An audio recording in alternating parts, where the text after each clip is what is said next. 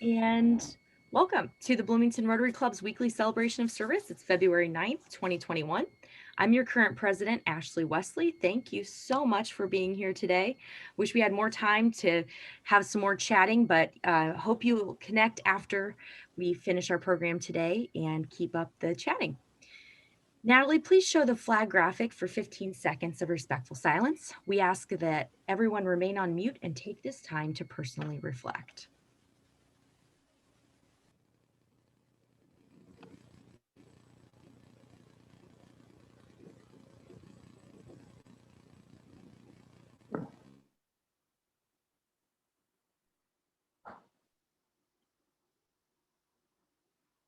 Thank you. Now I'd like to introduce Connie Shikalis, who will be offering our reflection. Connie? Thank you, President Ashley. I'm not special or different. In 2007, 1.5 million other people in the United States were diagnosed with colon cancer too. But what was special to me were the things I learned and the things I remember. I have 7. Number 1, if you want something done, call Gus Shakalis. Even if he has to get the first speeding ticket of his life, he will do what needs doing. Number 2, people you assume will be there for you might be the very ones who run. People on your periphery will leap in. They will cook for you, bring you funny books and music, and later help you dig up your backyard to plant pretty flowers. Some will still bring you homemade chili 3 years after you fully recover. Number 3, warning to the germophobic. Certain chemo nurses will get to know you as you bask in the chemo recliners week after week, and they will rush up to you when they see you sitting there and kiss you on the lips. 4, try to do what you want to be doing and work with people you like. The first thing I said to Gus after hearing my diagnosis was, "Oh no, I've been working for Leonard and now I'm gonna die." Number 5, try to follow my friend's advice. Keep your sense of humor. I'm pretty sure watching reruns of the Beverly Hillbillies saved me. And last, number 6, almost number 7, what Gus told me one night when I was feeling extra sorry for myself, something I did not want to hear. He said, "Sometimes what seems like a really big deal is just a bump in the road." Number 7, and it was.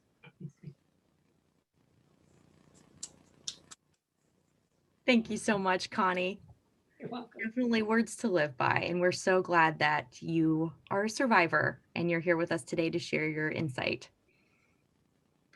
We obviously have many guests with us today. We're about to break 100. I hope we have a few more folks join us. So I'm not going to introduce each one of you individually, but thank you so much for being here. And hopefully you enjoy our program today. And if you have any questions about Rotary, you can ask us and we'll help you become a member or learn more about how to do that. Thanks to our producers, Natalie Blaze, Michael Shermis, Sally Gaskell, and Aaron Davis, and roundabout reporter, Alon Barker, for making this all run smoothly and for keeping a record of these wonderful programs.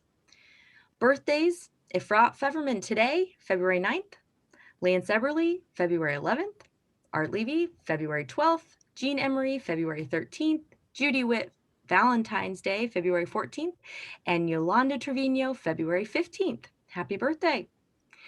And one membership anniversary, Jeff McKim has been a part of our club for 10 years.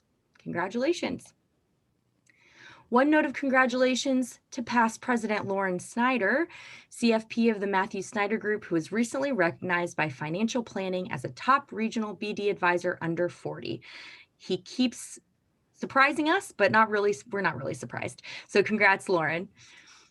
Volunteering spotlight. Thank you to everyone that volunteered at Hoosier Hills Food Bank last week. Jim and Ann Bright, Kate Cruikshank, Owen Johnson, Jim Shea, and Michael Shermis. Thank you for showing up to pack boxes. We really appreciate it. And now we have a few minutes for some happy dollars. I'd like for you guys to share. I see Mike Baker is waving his hands. So Mike, take it away. Well, I've been waiting a long time to announce our first grandchild, August Mason Lowell, born on February 4th. So we're very happy. $50 to Teacher Warehouse. Congratulations. Wonderful news.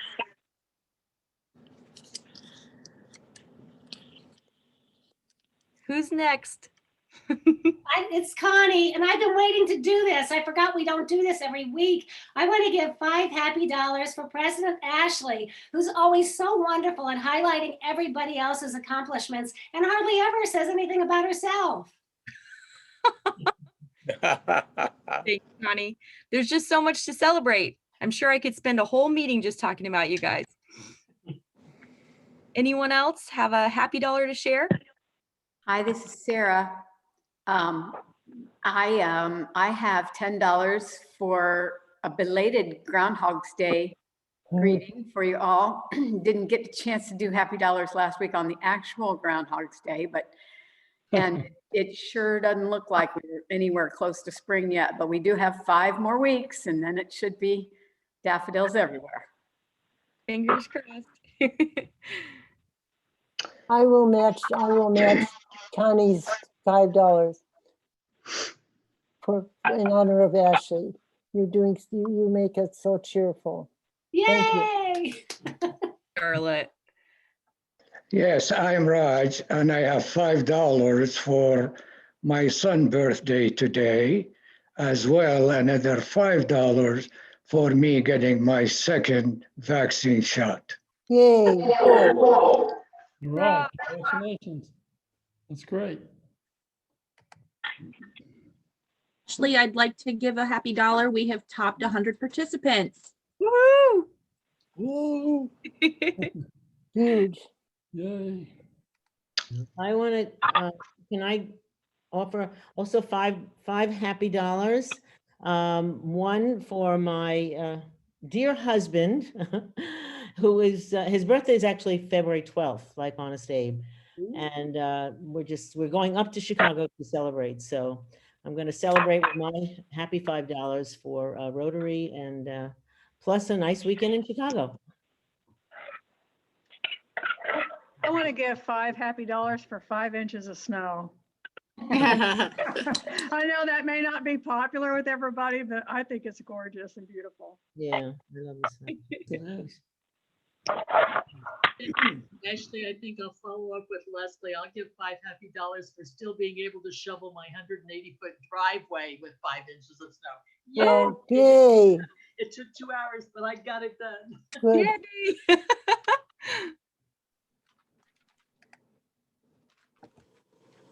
Anyone else? You don't have to be a member of the club. If you're a guest and you have something happy to share, please do.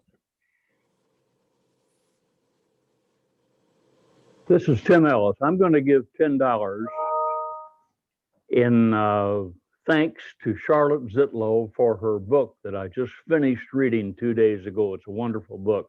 Thank you, Charlotte. Yay, Charlotte. Yay, Charlotte. Thank you, Tim. Good to see you. Good to see you, Charlotte. You're looking younger. I want to second thank that. you. I want to second that.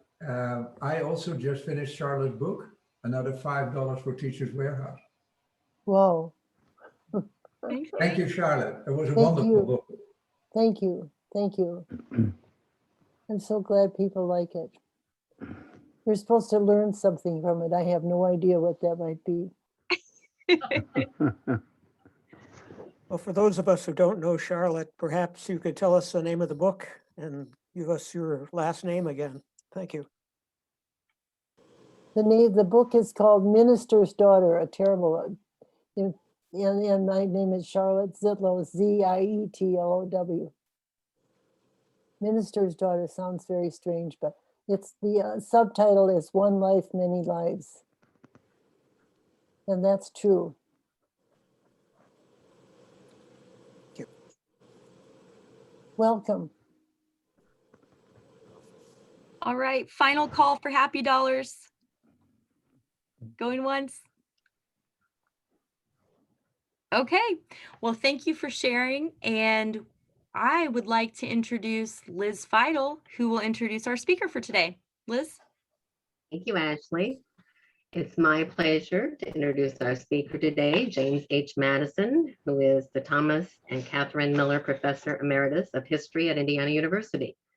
An award-winning teacher, Jim is the author of several books, including Eli Lilly, A Life, A Lynching in the Heartland, Race and Memory in America, and Hoosiers, A New History of Indiana.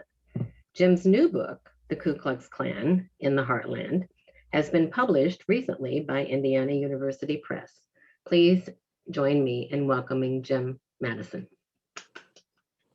Thank you, Liz. I've had my screen sharing disabled. Can the host please allow me to screen share, and I'll have some slides here. It's a pleasure to be able to talk to Bloomington Rotary. I've done it before in different circumstances. Maybe it's special today because it's nice to see so many people in the times in which we are. Oh, let's go back here. That's not where we want to start. There we are. The times in which we are living now, and seeing people who, some of whom I haven't seen in a long time, and all of whom I remember very fondly. So let me start. I have very little time and a lot of history, and I apologize for going very quickly, but it's necessary under our circumstances. This is a tough subject. And what we do with tough subjects as human beings, and maybe Americans especially, is to kind of whistle in the dark and assume they'll go away. That was certainly the way in which many, many Americans and Hoosiers approach the question of the Klan. The other thing we do, which I think is even worse, is to create myths, to make up stories, bedtime stories to tell children that make us feel good, or as the last administration had it, patriotic history that would celebrate the achievements of America and little else. That's all fake history, and it does a great disservice to the cause of democracy. Because the facts are that the Ku Klux Klan existed in Indiana in the 1920s in great strength and power in all 92 counties, including our own county. And it was not a marginal movement. It was not a fluke event that just came out of nowhere. It was a mainstream movement and event. Here they are, marching down Pennsylvania Avenue, our nation's capital, in the mid-1920s. This is the first sentence of my book. It sounds like a contradiction, but it's not. That this movement was as dark as the night, but as American as apple pie. Let's sort out one confusing. There are lots of confusing misunderstandings about the Klan. There are three clans in American history. The first we don't need to talk about, it's the South. And it's Southerners really still annoyed that they lost the war and trying to turn that around. The third Klan is the Klan that appeared in the civil rights era of the 1960s. I'll talk a little bit about that at the end. The Klan I'm going to talk about is the second Klan, the 1920s, that existed not only in the South, but in the North, from New York and New Jersey, across the Midwest to Oregon and California, a very widespread, popular, mainstream movement. And so the question is, who joined this Ku Klux Klan in the 1920s? Why should you become a Klansman? This is a wonderful pamphlet at the Indiana Historical Society Library, where a fair number of my primary sources for this book were found. Hats out to, was it Connie who said she liked the Beverly Hillbillies? I didn't know that until this. This is one of the myths that we've told over many years, that the people who joined the Klan were really the unwashed, the great unteachables, and therefore we really don't need to be too concerned about it. We're not responsible for it. It was a different kind of people. We now know that's not true. We have extensive analyses of membership lists, and we know that the people who joined the Klan in Indiana were mainstream Hoosiers, good Hoosiers in their own worldview, normal Hoosiers from all walks of life, from all the organizations that we know in America in the 1920s, including even the Rotary Club. But I have a piece of good news about Rotary, and I think I shared this with Jim Bright some time ago. There's an analysis of the memberships membership in Wayne County and Richmond, Indiana. And some of the other service clubs, which I won't name, had sizable percentages of their members joining the Klan in Richmond. The membership from the Rotary Club in Richmond was very small, much smaller. I don't know why. I guess you can tell me why. But that's an interesting point about the membership. All of them were Protestants. All of them were native born. All of them were white. They were 100% Americans in their own worldview. All others were them, those people, different, less than 100%. The Klan was a partnership with the Protestant churches, the mainline denominations, led by the Methodists, the largest numbers, and then Presbyterians, Baptists, Disciples of Christ, and others. This is the Klan insignia worn on the front of their robes. The blood of Christ is in the center, other Christian symbolism in that insignia. And so on Sunday mornings across Indiana and across the Midwest, robed Klan members marched into a Protestant church down the center aisle and to the altar where they placed a financial offering, a cash offering. The choir and the congregation sang often "Onward, Christian Soldiers," one of their most popular hymns. There were all sorts of rituals that mixed Klan and Protestant religion, including funerals. This one just across the line in Monroe County, in Owen County, just across the line, but across the state. Klan funerals. The Klan in Indiana was very good at explaining to its members and would-be members who the enemy was, who it was that was threatening America, that was taking away the rights of 100% Americans. And the number one enemy in Indiana were Catholics. Now, those of you of a certain age will remember the 1960 election and the suspicions about John Kennedy because he was Catholic. Younger people have difficulty, I think, understanding anti-Catholicism, a deep, deep tradition since the days of Martin Luther that's inherent in America from the very beginning. Strong prejudices against Catholics that wax and wane, but that become especially powerful, significant in the 1920s. And the Klan picked up on this and made all sorts of allegations about this church led by a foreign pope, with hierarchical structures, with anti-democratic structures, with its own parochial schools, with celibate priests, and on it went. The Klan was full of myths about Catholicism. They were storing in their churches guns, rifles for when the Pope was coming to take over America. Catholic conspiracies related to the dangers of Catholicism was immigration. And often they're the same because many Catholics were immigrants or the children or grandchildren of immigrants, Irish and German. But particularly by the 1920s, new kinds of immigrants were creating great, great concerns in America. Immigrants not from Northern and Western Europe, but from Eastern Europe, from Poland, from Southern Europe, from Italy. These immigrants, these new immigrants, were not ever going to become 100% Americans. There was doubt whether they would ever be white Americans. They just were not us, and they were undesirable and a threat to the nation. And so in 1924, with great, great support and push from the Klan, Congress passed the Immigration Act, the National Origins Quota Act, which created a quota system. More immigrants from Northern and Western Europe, far fewer immigrants from Eastern and Southern Europe, and zero immigrants from Asian countries. That discriminatory quota system stayed in our immigration policy down to 1965. The Klan took great credit for that wonderful achievement. Catholics are the enemy. Jews, of course, are the enemy. Another tradition in Western civilization that flourishes in the United States, again, waxing and waning, but becoming especially powerful in the 1920s. This is the time when Ivy League universities began to institute quota systems.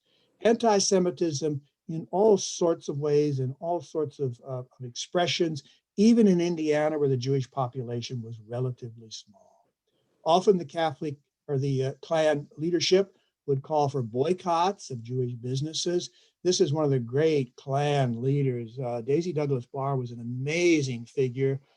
She was not only one of the most charismatic of Klan speakers, she became the first vice chair of the Indiana State Republican Party.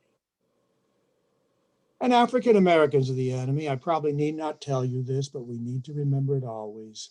From 1619 to the present, race has been at the center of American history. And for many, many white Americans, that has meant a conviction that African Americans are second-class citizens. Exacerbated in the 1920s by the showing of this film, The Birth of a Nation, which the Klan sponsored and showed in films in Main Street theaters and around courthouse squares and in churches and across America. A powerful expression of stereotypes of African Americans, especially African American men. All of this has a presence in Bloomington. All of you will know the Maxwell addition part of Bloomington, south of campus. And I know that Guy Loftman, I saw him on this talk. Guy and I were involved in a little project where Guy discovered this in the county courthouse, this restriction, this covenant. Only the pure, and those words are very important, the pure white race, as if we know what pure white race was or is.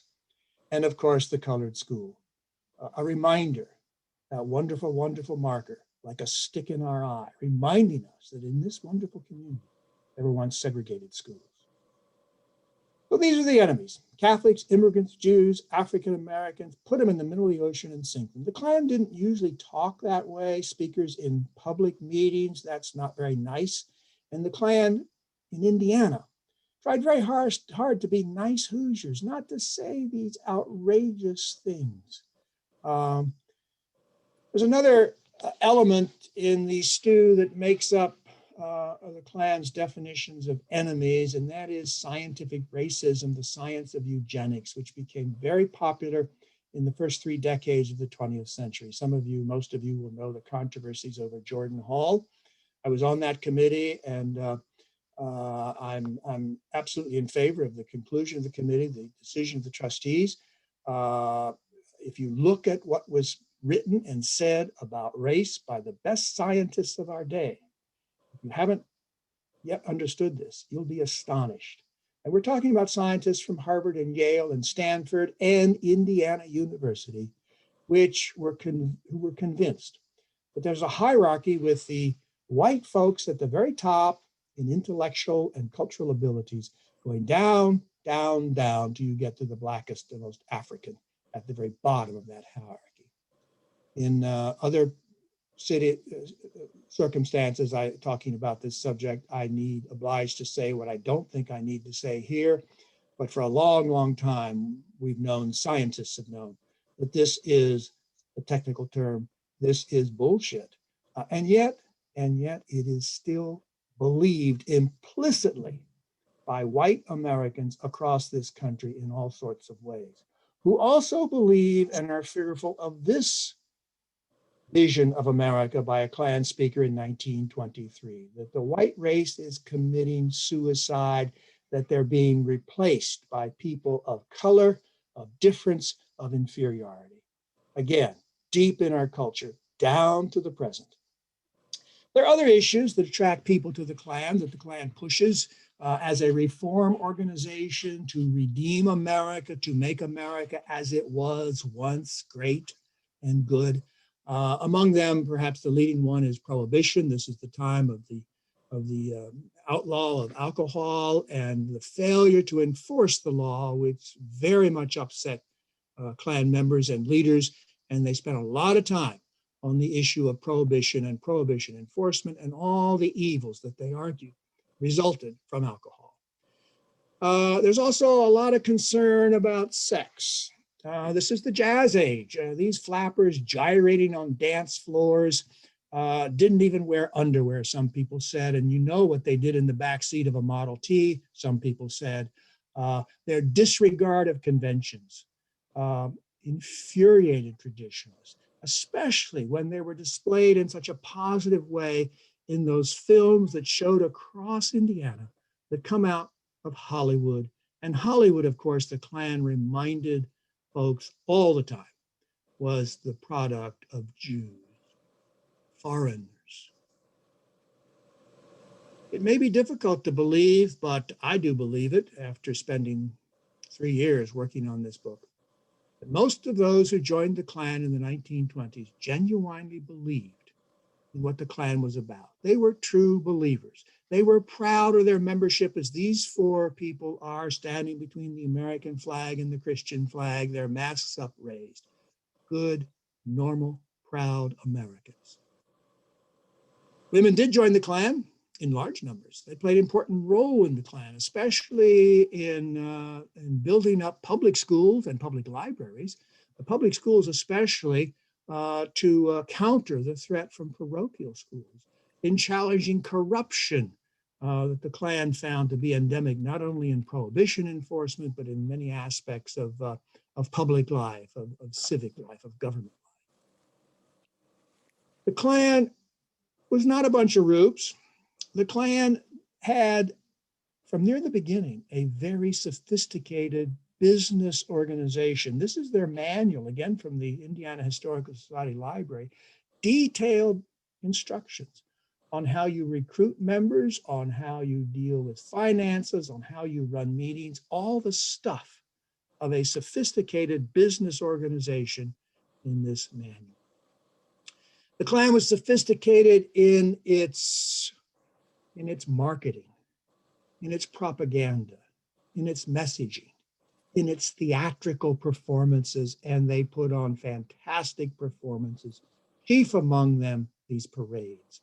Lots and lots of parades down the main streets and around the courthouse squares that extended for miles, that featured always the American flag and the Christian cross. This is one in Bloomington, and you will recognize that street scene, I think.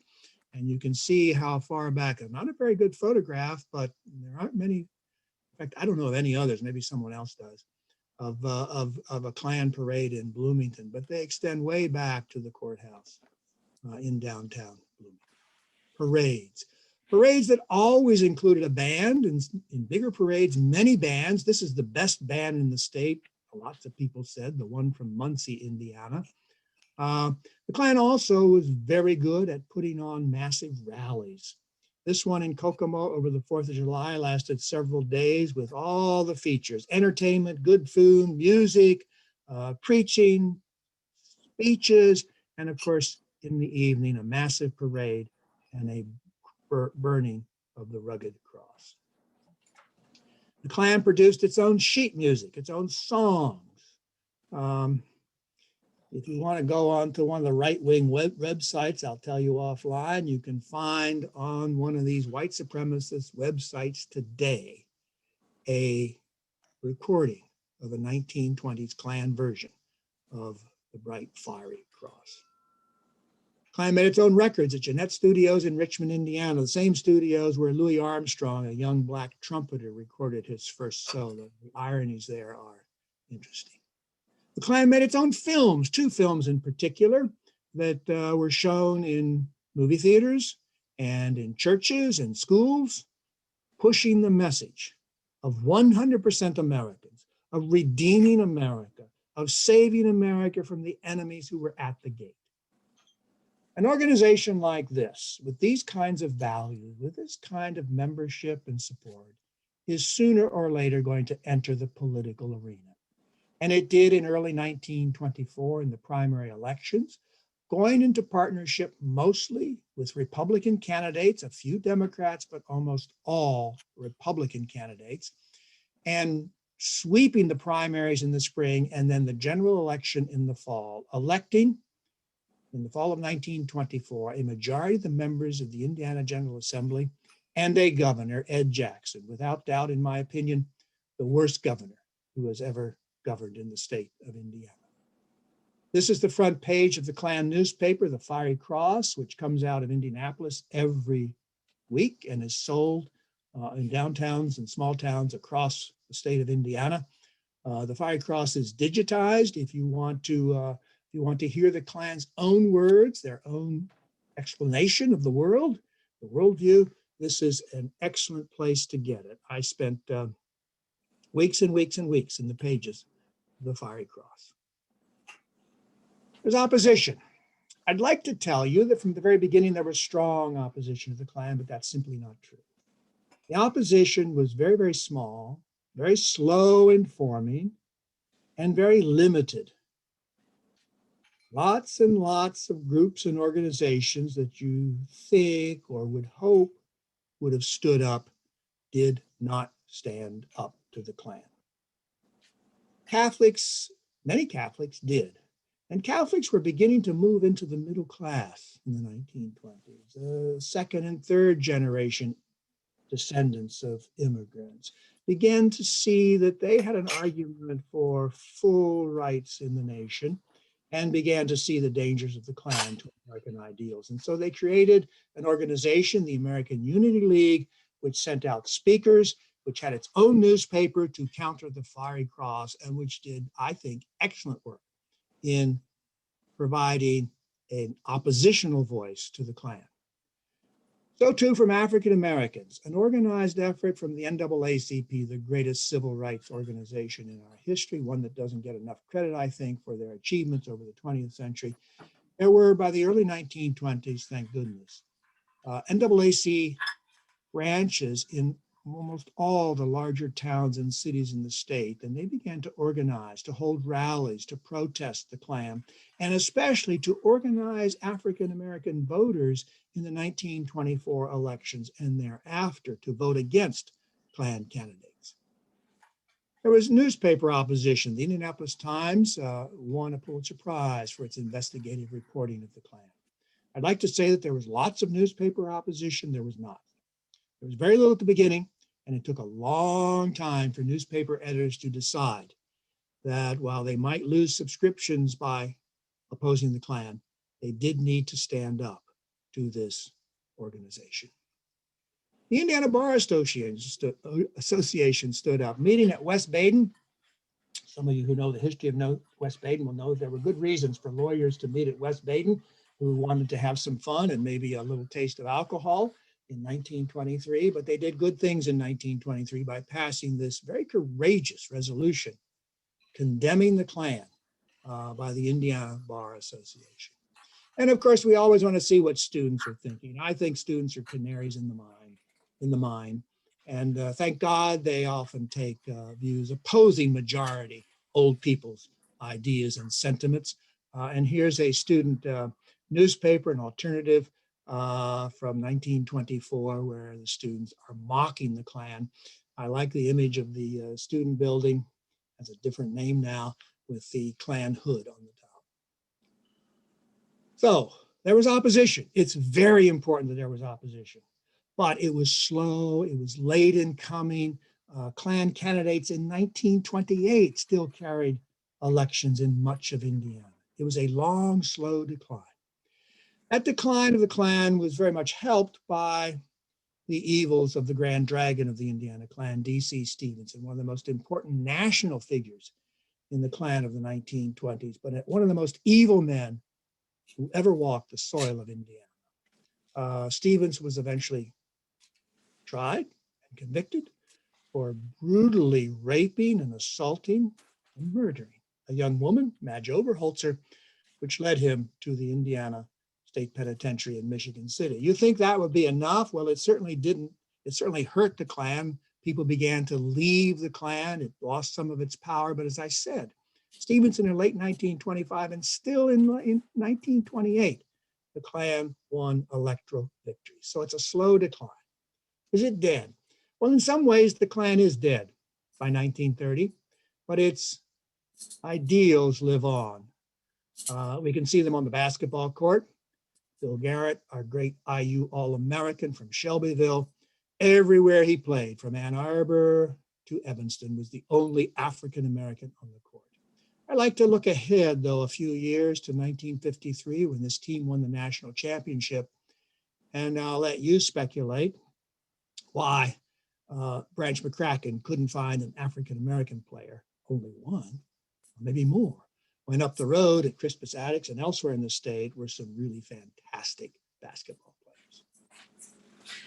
There is, by the end of the of World War II, some stirring of what we now know as the Civil Rights Movement. I love this photograph in the Union Building of young students who had just formed a branch of the NAACP on the IU campus.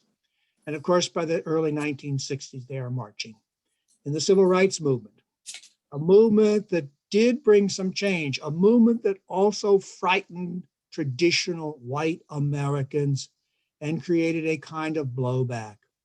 The best expression of that in Indiana is the 1964 Democratic primary, where one of the leading candidates was George Corley Wallace, the segregationist governor from Alabama, who pioneered in the Indiana campaign and across the nation a politics of rage, of outrage, and the politics of dog whistles or coded language. Wallace was really good at this by 1964 and attracted a lot of white voters. Here in front of his headquarters hotel in downtown Indianapolis, African-American NAACP members are protesting, and then there's a protest of the protesters. And this is a very important photograph because it shows that battle flag of the Confederacy for what it is. It's a flag of white supremacy, of white racism. It is not a flag of heritage. And those who think it is, I believe, are misled and misunderstand key factors in American history. It was only the Civil Rights Movement that brought out the waving of this flag of treason.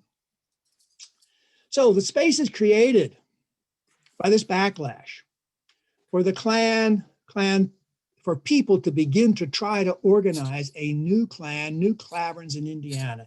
And they hold parades and rallies in the 60s, 70s, 80s, and even down to the recent past. Here's my favorite photograph. You have the elements here. You have the militia guy in the front with the Klan insignia on his shoulder, and then the Confederate battle flag on his sleeve, the beard, and all the other stuff that we've come so accustomed to seeing in our own time. But I love the guy on the left. What a Hoosier. He's not saying anything really horrible or nasty. He's saying just it's nice to be white. Good, nice Hoosier guy. But he didn't learn too much grammar in school because he spells the word ITS in a way that I've never seen it spelled. There's something very serious about this particular march and many other marches. The Klan had the power to intimidate even in the 80s and 90s when it was a very, very tiny, almost insignificant, powerless organization. When it showed up in parades and rallies, there were always more protesters, there were always more police, there were always more media. But the Klan could still intimidate. Its robes and hoods, its cross, all had a power that testifies to the strength of the Klan propaganda campaign, marketing campaign of the 1920s. It's still with us today. Those symbols still upset us. Here we have 3 African Americans watching these few Klan members walk by. And I like to imagine what they're thinking, especially the woman in the middle, holding her son, embracing her son, field glasses in her hand to see who's marching by. What's she thinking? Is she thinking perhaps about her son growing up and what she's going to have to tell him, the talk she's going to have with him at some point as a teenage Black kid, especially when he wants to drive a car? She knows, and the Klan brings home that message. There have been instances of racial violence in recent years. In our own community, the firebombing of the Black Market. There's now a Marco there. Just 25 miles up the road in Martinsville, the murder of Carol Jenkins. Both tragedies that have left scars, that have left memories, painful memories, for those of us who pay attention to the past. And more recently, we've had events like this where the president actually said there were good people on both sides. I've tracked and write a bit about this fellow in the center here. This is Matt Heimbach from Paoli, Indiana, one of the major organizers of the Charlottesville rally of 2017. A very sophisticated fellow, a very skilled user of the internet and media and theatrical performance. He's dressed for theater here in this image in Charlottesville, just like Klan members of the 1920s were. Always in these Klan rallies of the last 50 years, as I said, there are many more protesters of the Klan than there are Klan members. And that's the positive side of the Klan's recent history. But it's still with us in all sorts of ways. In the knowledge that it was once a mainstream organization that was once very, very sophisticated and successful in promoting ideals of 100% Americanism, a very, very, very dangerous notion.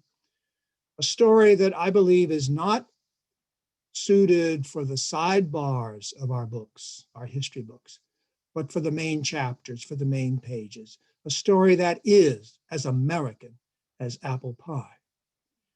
And so what I think we need to do is cut these cords.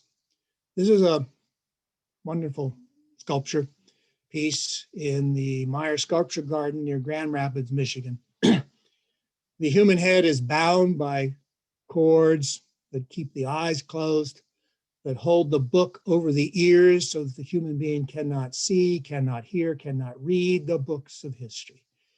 I'm a little bit prejudiced on this as a historian, but I think we need to read the books of history, not the patriotic history that some want us to read, but our true history. Our history that's full of inspiring stories and heroes and achievements of greatness, but a history that is also full of tragedies, of opportunities to do good where Americans failed. My great hero is Abe Lincoln from Southern Indiana. He always spoke with the accent of a Hoosier. He said that America, the United States, was the last best hope of the world, not the best in the world, but the best hope of the world. And he meant, of course, American ideals of liberty and justice and equality for all.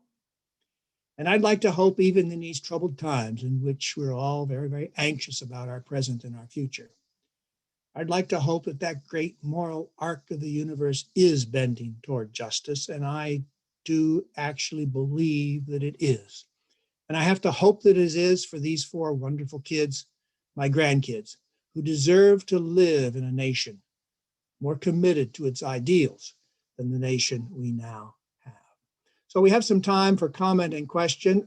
This is my email address. I'd be happy to have a comment or question from you if you can't and don't want to ask it now. So that's what I have to say, and the floor is open.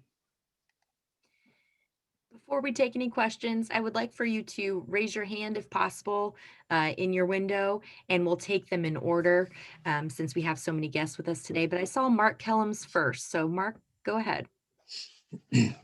Where did the reputation of Morgan County and Martinsville come from? The death of that woman that we saw, or? Yes.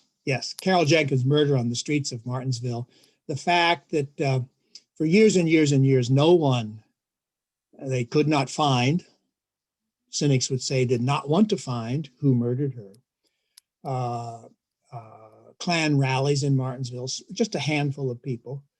And then I write about this. I've got several paragraphs on this in the last chapter of the book. Several other things at Martinsville that some people in Martinsville did that were really, really stupid.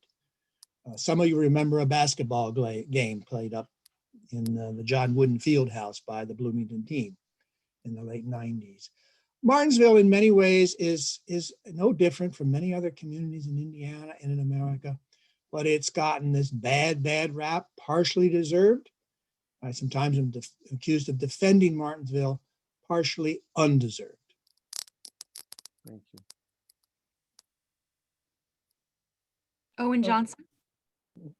Jim, I'm curious how sufficient you found the historical record, the archives. Has a reasonable amount of stuff been kept? Yes, one of the reasons, there are two reasons I studied Indiana. It's the only thing I know. And secondly, the sources are unusually good for Indiana. We've been blessed in the state by good librarians and archivists and historians who have gathered the materials. And so the primary sources, I mentioned the Indiana Historical Society, but lots of other places, are full of excellent primary sources. And in addition, I would say, Owen, the digitization of newspapers is a blessing. I spent a lot of time reading newspapers online and doing keyword searches, which really, really enriched my understanding. Leslie Green. Yes, so it appears that the 1920s was a very strong time for Klan and for those kind of sentiments. How do you think that compares to today? There certainly seems to be a resurgence of white supremacy and violence toward that. So, and Yeah, it's that's a good. just the bad guys that we're seeing a lot of common American citizens, if you will, in that movement. That's a good question. I'm sure you all had that question in the back of your heads, unless you nodded off. I do write about that in the last chapter of the book. Very quickly, it's not the same. History never repeats itself. It may rhyme occasionally, but there are similarities. And I must say they're rather frightening similarities, even down to the words and the language used by the Klan in the 1920s and used in our own time. There are similarities. There are lots of similarities. I think just one point I should have made earlier on, but didn't. I think our danger today is not from the men and women who wear white robes and hoods. I think the attack on American ideals and constitutional rights comes from men and women who look very, very well dressed and very respectable, not at all the great unteachables. Men in nice suits and women in nice silk blouses. And you all know who I'm talking about. Some of them with Ivy League educations, Stanford history majors, and on and on and on, who have these ideas that I must say, as a citizen, I just think are wacko. But there they are. There they are. I have a question. Just one moment. Judy Schroeder was next. Okay. Judy, you're muted. Sorry about that. Was there any connection between the rise of the Klan in the United States and other populist nativist movements? I'm thinking of Mosley's Brown Shirts, for example, in England. Was there any, and we see the same rise of these populist nativism in other parts of the world. So is this a national or an international? It's international. It's not global, but it's certainly other nations. And what I'm talking about in the Klan of the 20s, in space and time, we could go back in American history and time and find other movements, not exactly like the Klan, but very similar. And we can go across space in the 1920s and find other movements, not exactly like the Klan, but similar. And part of what's going on in the 20s is the reaction to the Great War, to World War I, and all the discontents and all the animosities that horrible war let loose across the world, certainly in Weimar Germany. But in the United States and Great Britain and France and elsewhere, there were these right-wing movements, these populist movements, these movements that led eventually to the Third Reich. Charlotte? Yes, I have a question about the Catholics. Father Coughlin in the 30s was a Catholic who fomented the same kind of hate. And I wonder what his relationship to the Klan heritage is. Well, I don't know the specifics on that. The question would have, I don't know what he's doing in the 1920s. I doubt he's a member of the Klan, but he certainly used some of the same techniques that the Klan used in terms of propaganda and sophisticated use of media, and some of the same techniques that George Wallace used in 1964 in Indiana. So Coughlin is a good example of the possibilities on the dark side. I have a good book about original book from the 30s for you. Thank you. Sarah Laughlin? Jim, my husband had an uncle, Donald Laughlin, who I believe was the right-hand man of DC Stevenson. He was Catholic, came from he was somewhere in the middle of 15 children. So I've always wondered about that. Have you come across his name, or how would you explain it? No, I haven't. And if you have any information, Sarah, I'd like to have it if you can email it to me. That is unusual, but there are lots of unusual stories, the ironies, and I try not to laugh and make fun about this subject, but it's impossible not to sometimes. Yeah. I think I understand that when DC Stevenson fell, Donald made a quick exit to Dayton, Ohio, when the family still lives there, and they didn't ever come back across the Indiana line because because he might have been arrested. So he's kind of the black sheep of so I don't really know any more about it. The best Klan expat I know is Pat Emmons from South Bend, who, when the Klan went down, fled to Canada, went to Saskatchewan, and created a very powerful Klan organization in Saskatchewan. Wow. All right, we will need to formally close our program, but Jim, can you stay around for a few more minutes? I'd be happy to stay. I see some hands up there. I see Evelyn LaFollette raising her hand and others. I'm happy to stay. I'll have to cut back my extensive social life today, but I can stay and talk some more. Okay, great. Well, hold your questions for just a moment and we'll come right back to you. If you'd like to rewatch this program, you can check out our YouTube channel, search for Bloomington Rotary Club, and you'll have access to all of our programs if you'd like to rewatch this tomorrow. Thanks for your presentation, Jim. And in honor of your presentation, we'll be making a donation to Beacon, our quarterly speaker recognition recipient. Sally, will you tell us about next week's program, please? Yes, another amazing program next week. We'll hear from Tom Rosnowski, songwriter, storyteller, performer, and singer, with the program called The Porch Light is On, Saturday Evening Radio. All right, Natalie, would you please show our four-way test so we can recite that together to close our meeting? Of the things we think, say, or do. First, is it the truth? Second, is it fair fair to to all all concerned? concerned. Third, Will it build Will it build goodwill and better friendships? friendships? Fourth, will be Be beneficial to all concerned? And Fifth, is it? Thank you again for being with us today.